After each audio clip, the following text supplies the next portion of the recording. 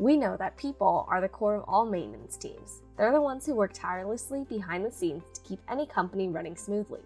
They're also the ones who take best practices and turn them into effective actions. Each role has a place within a wider maintenance organization, but there are so many nuances that we wanted to dedicate this whole section to going through the different people.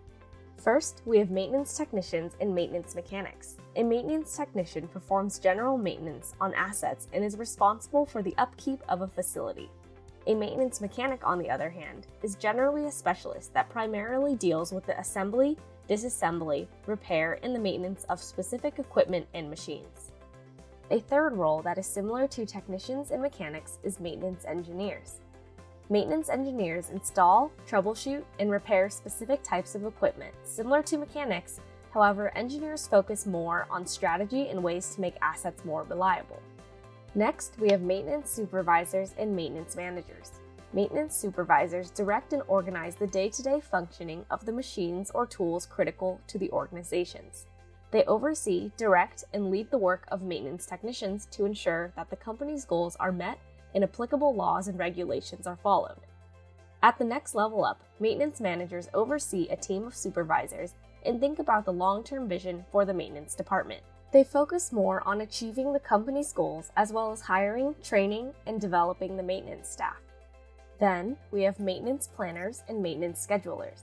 Maintenance planners are responsible for determining what, how, and why maintenance work is to be carried out. Planners must make sure that technicians have the tools, parts, and information they need to complete work. Maintenance schedulers determine by whom and when the work will be carried out, including reconfiguring team workloads and production schedules. Finally, we have maintenance directors and facility managers. Maintenance directors manage an organization's maintenance department at the highest level. They are responsible for setting the overall goals, strategies, and objectives for not only the entire department, but also for individual team members. Facility managers oversee an organization's physical assets, including buildings, plants, equipment, grounds, and more, resulting in improved efficiency and greater reliability within the organization's processes. It's important to also remember the auxiliary roles within an organization that allow maintenance programs to work. This includes equipment operators, accounting personnel, business development specialists, IT, and more. The main takeaway from this section is that when talented people come together at every level, they produce a world-class maintenance program.